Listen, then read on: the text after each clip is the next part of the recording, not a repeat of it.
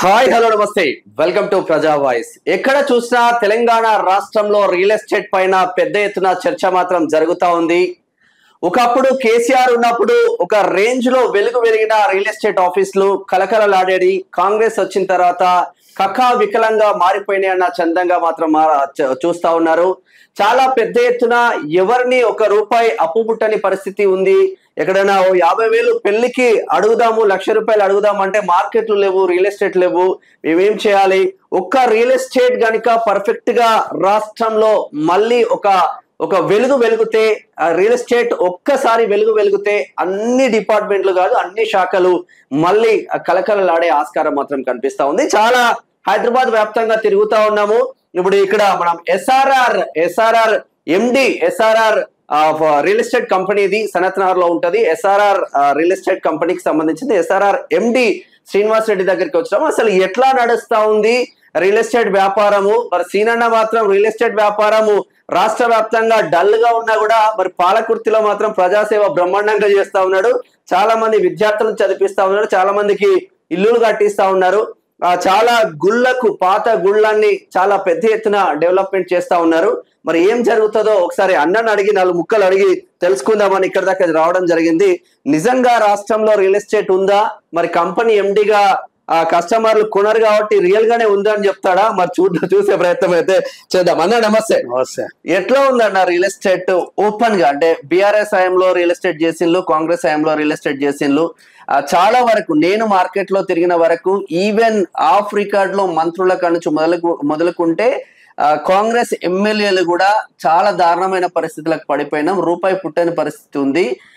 కస్టమర్లు అంటే ఈ హైడ్రా చేయబట్టి ఏది మంచిదా ఏది చెడుదా, నిజంగా మనం కొంటే లాభపడతామా మళ్ళా లాస్ అవుతామా అని ఒక సందిగ్ధంలో ప్రజలు ఉన్నట్టు ఎవరు ముందుకు రావట్లేదు ప్లాట్లు కొనుగోలు విషయంలో అన్న చర్చ జరుగుతుంది. ఏం మాట్లాడతారు? ఇది 100% వాస్తవం. ఇది ఎవరు కాదనలే నిజం ఇది.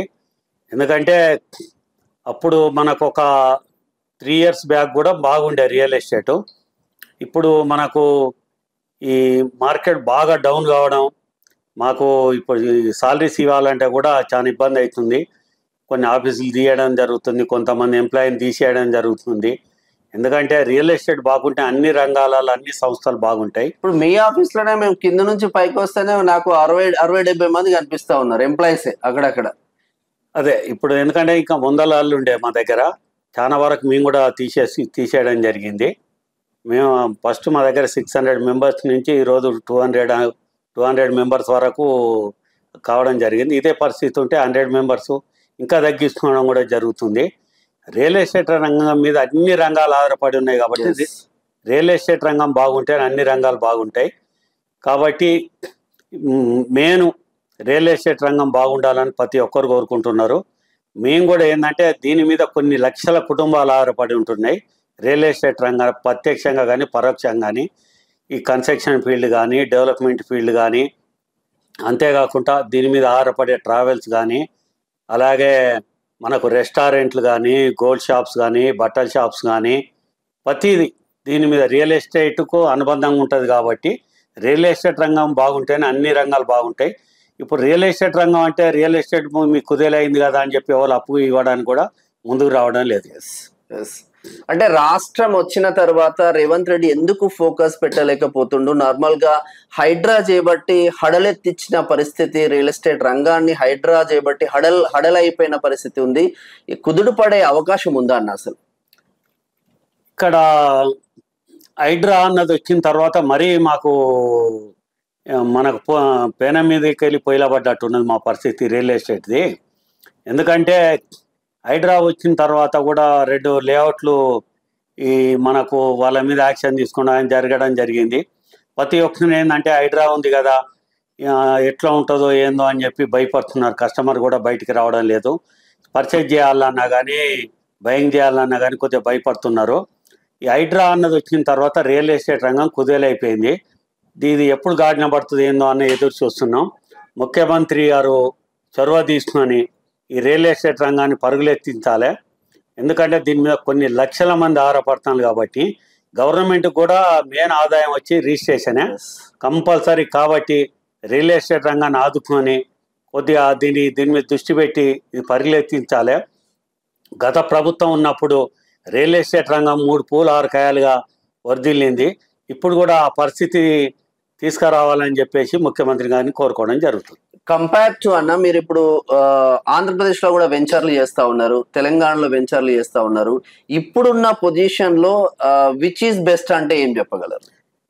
అంటే ఇప్పుడు అక్కడ ఒక ప్రాబ్లం ఉంది. ఎందుకంటే ఆడ చంద్రబాబు నాయుడు వచ్చిన తర్వాత, అమరావతి క్యాపిటల్ అయిన తర్వాత ఆటోమేటిక్గా ఏమైపోయిందంటే రేట్స్ అన్నది వచ్చేసి 1 crore ఉన్నది 5 crores చేసిండు. దాంతో అక్కడ కూడా రియల్ ఎస్టేట్ ఒకటేసారి హైప్ చేసిండు. దానివల్ల హైప్ చేయడం వల్ల అక్కడ కూడా మార్కెట్ కూడా సడన్ తగ్గిపోవడం జరిగింది.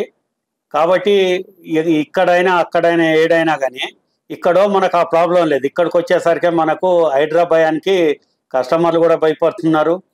మార్కెట్ కూడా మనకు తీసుకోవాలంటే ప్రజలు కూడా ఆలోచిస్తున్నారు. అక్కడ చూసేసరికి రేటు బాగా హైప్ చేసేయడం వల్ల ఆడ కూడా మార్కెట్ మందగించడం జరిగింది. కాబట్టి అక్కడ సీఎం అయినా ఇక్కడ సీఎం అయినా రియల్ ఎస్టేట్ మీద దృష్టి సాధించి రియల్ ఎస్టేట్ బాగుంటేనే అంత బాగుంటుంది, రాష్ట్రం బాగుంటుంది, ప్రజలు బాగుంటారు, వ్యాపారస్తులు బాగుంటారు. దీని మీద ఆధారపడే కొన్ని లక్షల కుటుంబాలు బాగుంటాయి.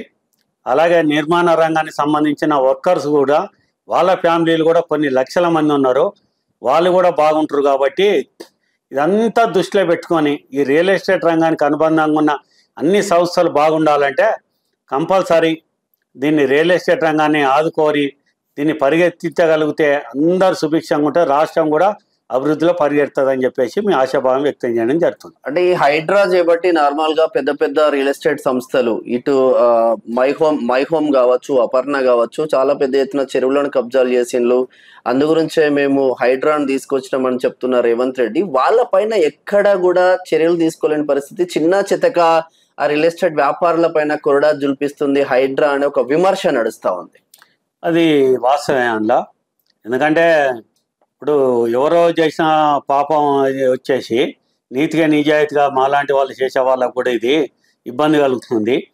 ఎందుకంటే చాలామంది కస్టమర్స్ కూడా పెద్ద పెద్ద ప్రాజెక్టులు వాళ్ళ మీద ఏం యాక్షన్ తీసుకోలేదు.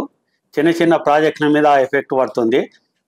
దానివల్ల ఏంటంటే ఇప్పుడు హైడ్రా తీసుకొచ్చింది ఒక మంచి ఉద్దేశం, సదుద్దేశంతో తీసుకొచ్చినా కానీ ఆ ఉద్దేశం అన్నది మనకు అది పక్కదారి పడుతుంది. దానివల్ల ఏంటంటే కస్టమర్లకు కూడా ఏంటంటే అపనమ్మకం ఏర్పడి దీన్ని ప్లాట్లు తీసుకోవాలంటే హైడ్రాను చూసేసి వాళ్ళు భయపడడం జరుగుతుంది. మరి ఎప్పుడు ఈ రియల్ ఎస్టేట్ రంగం మళ్ళీ పుంజుకునే అవకాశాలు ఉన్నాయన్న? అంటే మన హైదరాబాద్ అన్నది ఎవర్ గ్రీన్ మనది. ఎందుకంటే మనది దేశాలే ప్రపంచం మొత్తం హైదరాబాద్ సైడ్ చూస్తున్నది. ఇక్కడున్న వెదర్ కానీ, ఇక్కడున్న మనకు మౌలిక సదుపాయాలు కానీ, రోడ్స్ కానీ, ట్రాన్స్పోర్ట్ కానీ, మనకు ఇంటర్నేషనల్ ఎయిర్పోర్ట్స్ కానీ, ఇక్కడున్న మనకు ఫార్మా కానీ, హార్డ్వేర్ కానీ, అన్ని రంగాలు. ఇంకోటి ఏంటంటే మన ఓఆర్ఆర్కి అనుబంధంగా RRR రీజనల్ రింగ్ రోడ్ అని చెప్పేసి పెద్ద ప్రాజెక్టు, ఇది గేమ్ చేంజర్ అని కూడా చెప్పుకోవచ్చు. ఇన్ని అవకాశాలు ఉన్నాయి కాబట్టి ముఖ్యమంత్రి గారు కూడా దీన్ని దృష్టిలో పెట్టుకొని కొన్ని లక్షల మంది దీని మీద ఆధారపడతాను కాబట్టి దీన్ని పరిగెత్తించగలిగితే మన రాష్ట్రం సుభిక్షంగా ఉంటుంది, ప్రజలు సుభిక్షంగా ఉంటారు. ప్రతి ఒక్కరు కస్టమర్స్ కానీ, కొనుగోలుదారులు కానీ, వినియోగదారులు కానీ, అలాగే దాని మీద ఆధారపడి పనిచేస్తున్న కొన్ని లక్షల కుటుంబాలు, నిర్మాణ రంగాల్లో పనిచేస్తున్న కూలీలు కానీ ప్రతి ఒక్కరు దీనికి అనుబంధంగా ఉంటారు. కాబట్టి అందరికీ అవకాశం కల్పించినట్టుంటుంది. దయచేసి మా రియల్ ఎస్టేట్ అందరం ఒకటే రేవంత్ రెడ్డి గారిని కోరుతున్నది, రియల్ ఎస్టేట్ మీద దృష్టి సారించి పరిగెత్తించే శక్తి ఆయనకున్నది, పరిగెత్తించగలుగుతారని ఆశిస్తున్నాం. కంపేర్ టు ఈ రియల్ ఎస్టేట్ బాగుండాలని కోరుకుందామన్నా. రియల్ ఎస్టేట్ కొద్దిసేపు పక్కన పెడితే రియల్ ఎస్టేట్ ఎక్కడా కూడా ఇప్పుడు కాంగ్రెస్ వచ్చిన 17-18 నెలల నుంచి ఎక్కడ పెద్దగా అవకాశాలు అయితే లేకుండా పోయింది.